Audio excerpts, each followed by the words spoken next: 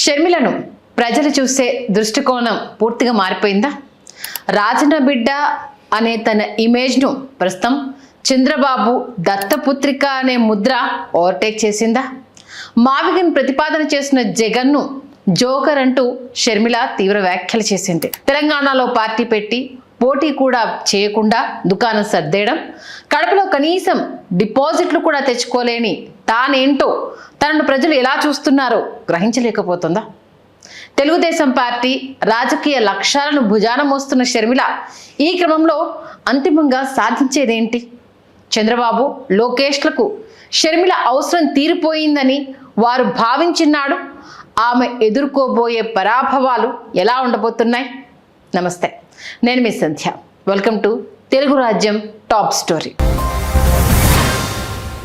షర్మిల రాజకీయ ప్రస్థానం ఒకప్పుడు రాజన్న బిడ్డ, జగనన్న బాణం అనే భావోద్వేగపూరితమైన నినాదాలతో మొదలైంది. వైఎస్ రాజశేఖర రెడ్డి వారసురాలిగా, జగన్ కష్టకాలంలో పాదయాత్ర చేపట్టిన సోదరిగా ఆమె పట్ల నాడు వైఎస్ఆర్ కాంగ్రెస్ కార్యకర్తల్లోనూ అభిమానుల్లోనూ అపారమైన గౌరవం, ఆదరణ ఉండేది. కానీ నేడు షర్మిల అనగానే గుర్తొచ్చేది ఆమె కుటుంబ వారసత్వం కంటే తన అన్నపై ఆమె చేస్తున్న తీవ్రమైన విమర్శలు. జగన్ను దూషించడం, ఏదో రకంగా ఇబ్బంది పెట్టడమే షర్మిల ఇప్పుడు లక్ష్యంగా పెట్టుకుంది. దీనికి అదనంగా టీడీపీ ప్రయోజనాలకు అనుగుణంగా షర్మిల మాటలు ఉన్నాయి. దీంతో 2 ఏళ్లలోనే వైఎస్ కుమార్తె నుండి చంద్రబాబు దత్తపుత్రిగా ఆమె గుర్తింపు మారిపోయింది. తన అన్నను ఒక జోకర్ అంటూ నోరు పారేసుకున్న షర్మిల మావిగన్ ప్రతిపాదనలో లోపాలేంటో చెప్పలేకపోయింది. పోనీ అమరావతికి మద్దతిస్తున్నాం అంటోంది, కానీ అమరావతికి రాజధానిగా ఉండే మెరిట్స్ చెప్పకుండా వ్యక్తిగత దూషణలకు పరిమితం అయిపోయింది. జగన్ విషయంలో ఆమె స్పందించే తీరు టీడీపీ నేతలకు మించి తీవ్రంగా ఉంది. తటస్థులు లేదా తన పార్టీ కాని వారి చేత చెప్పిస్తే ప్రజల మూడ్, మైండ్ సెట్ మార్చవచ్చు అనేది చంద్రబాబు గత 30 ఏళ్లుగా నమ్ముతున్న సిద్ధాంతం. వారిలో జయప్రకాష్ నారాయణ వంటి మేధావులు ఉండడం, వారిని ప్రజలు నిజంగానే మేధావులుగా భ్రమింపజేయడంలో టీడీపీ అనుకూల మీడియా సక్సెస్ అయింది. ప్రస్తుతం షర్మిలకు కూడా ఇలాంటి ఓ పాత్ర లభించింది. మావిగన్ రాజధాని మోడల్, దానికి సంబంధించిన మెరిట్స్ పై ప్రజల్లో చర్చ జరుగుతున్న నేపథ్యంలో షర్మిల ఈ వ్యాఖ్యలు చేయడం, జోకర్ అని వ్యక్తిగత దూషణలకు దిగడం వెనుక టీడీపీ ప్రోద్బలం ఉంది అన్నట్టుగానే ఆమె వ్యవహార శైలి ఉంది. సొంత అన్నను, వయసులో పెద్దవాడైన వ్యక్తిని కనీస మర్యాద లేకుండా సంబోధించడాన్ని అహంకారంగానే చూడాలి. సమాజంలో మహిళలను గౌరవించని పురుషుడు ఎలాగైతే పతనమవుతాడో, అలాగే తోడబుట్టిన అన్నను గౌరవించని సోదరి ప్రవర్తన కూడా ఆమె వ్యక్తిత్వాన్ని ప్రశ్నార్థకం చేస్తుంది. రాజకీయాల్లో విభేదాలు, ఆస్తుల తగాదాలు ఉండొచ్చు, కానీ వాటిని విమర్శించే క్రమంలో వాడే పదజాలం అనేది అత్యంత ముఖ్యం. జగన్ను జోకర్ వంటి తృణీకార పదాలతో దూషించడం వల్ల జగన్ ఇమేజ్కు జరిగే నష్టం కంటే షర్మిల తన స్వయంకృతాపరాధంతో మరింత దిగజారిపోతోంది. అన్నకు 40 ఏళ్లుగా రాఖీ కట్టిన ఆ చెల్లెమ్మకు అన్నలో ఈ రాక్షసత్వం కనబడలేదా అన్న ప్రశ్న కూడా ఇప్పుడు ఉత్పన్నమవుతోంది. గతంలో వైఎస్ఆర్ హత్య వెనుక కాంగ్రెస్ పార్టీ ఉంది అని మాట్లాడిన షర్మిల నేడు అదే పార్టీ చెంతకు చేరడం ఆమె రాజకీయ అవకాశవాదాన్ని సూచిస్తోంది. రాజకీయాల్లో అన్నదమ్ములు, అక్కా చెల్లెళ్ళు వేర్వేరు పార్టీలో ఉండడం కొత్తేమీ కాదు. ఉదాహరణకు పురంధరేశ్వరి తన తండ్రి స్థాపించిన పార్టీకి భిన్నమైన రాజకీయ బాట పట్టిన ఎప్పుడు తన హుందాతనాన్ని కానీ మాటలోని విలువను కానీ కోల్పోలేదు. కానీ షర్మిల విషయంలో మాత్రం అహంకారం అనేది చాలా స్పష్టంగా కనిపిస్తోంది. కేవలం ఆస్తుల కోసమో, పవర్ కోసమో తోడబుట్టిన అన్నను బద్ధ శత్రువుగా చూడడము ఆమె అజ్ఞానాన్ని, అహంకారాన్ని సూచిస్తోంది. షర్మిల జగన్ల మధ్య వివాదం ఆస్తులు కాదు. షర్మిల నాటి జగన్ ప్రభుత్వం నుండి ఆశించిన ప్రయోజనాలు నెరవేర్చకపోవడం అనే ప్రచారం బలంగా ఉంది. జగన్ కేవలం ఒక అన్న మాత్రమే కాదు, ఆయన ఒక మాజీ ముఖ్యమంత్రిగా, ప్రజాప్రతినిధిగా ప్రజలకు జవాబుదారి. తన చెల్లికి ప్రభుత్వం నుండి చేసే ఆయాచిత లబ్ధికి జగన్ బలవ్వాల్సి ఉంటుంది. ఆస్తి పంపకాల విషయానికి వస్తే పెళ్ళైన 30 ఏళ్ల తర్వాత కట్నం కోసమో లేదా అదనపు వాటాల కోసమో వీధులకు ఎక్కడం అనేది విడ్డూరంగా ఉంది.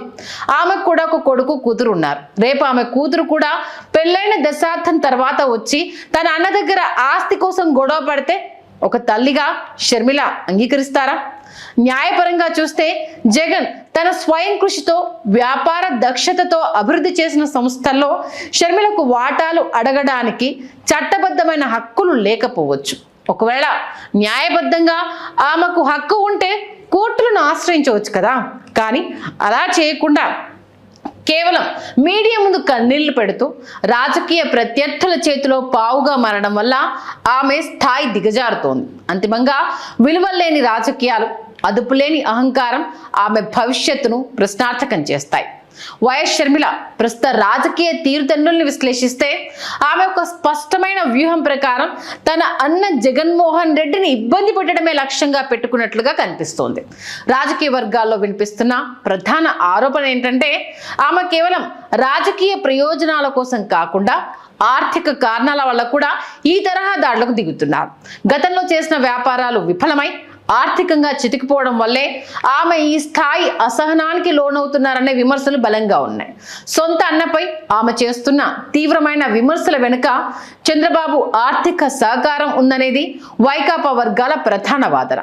కాంగ్రెస్ పార్టీ ఆస్తుల నుండి వచ్చే నెలవారీ ఆదాయాన్ని పార్టీ బలోపేతానికి కాకుండా తన వ్యక్తిగత అవసరాలకు వాడుకుంటున్నారనే ప్రచారం ఆమె ఇమేజ్ను మరింత దెబ్బతీస్తోంది. ఒకప్పుడు వైఎస్ వారసురాలిగా గంభీరంగా కనిపించిన ఆమె నేడు చంద్రబాబు వద్ద జీతగత్తగా మారిపోయారనేది విమర్శకుల మాట. ఆస్తుల కోసం ఆరాటపడ్డం, పాత వ్యాపారాల నష్టాల్ని పూడ్చుకోవడానికి రాజకీయాలను వేదికగా చేసుకోవడం ఒకనాటి రాజన్న బిడ్డకు తగని పని. న్యాయపరంగా పోరాడే అవకాశం ఉన్నప్పటికీ కేవలం మీడియా ముందు వ్యక్తిగత విమర్శలు చేస్తూ తన రాజకీయ ఉనికిని చంద్రబాబు అజెండాకు తాకట్టు పెట్టడం వల్ల ఆమె నైతికంగా పతనమవుతున్నారు. రాజకీయ చదరంగంలో పావులు కదిపేవాడికి జాలనేది అస్సలుండదు. కేవలం లక్ష్యం మాత్రమే కనిపిస్తుంది.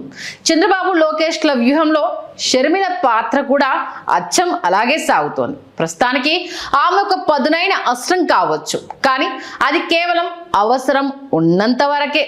ఒక్కసారి గనుక ఆ ప్రయోజనం తీరిపోయాక నిమ్మకాయని పిండి ఆ చెక్కను పారేసినట్లు ఆమెను కూడా పక్కకు నెట్టేయడం పక్క.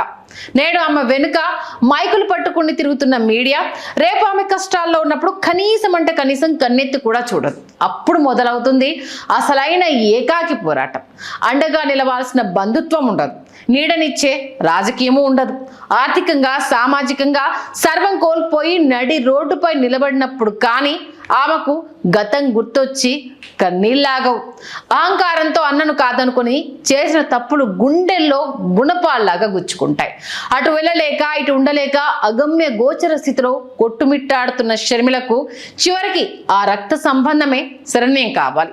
తల వంచుకొని మళ్ళీ జగనన్న దగ్గరికి వెళ్ళడం తప్ప ఆమెకు మరో గమ్యం, మరో దిక్కు మిగలదు.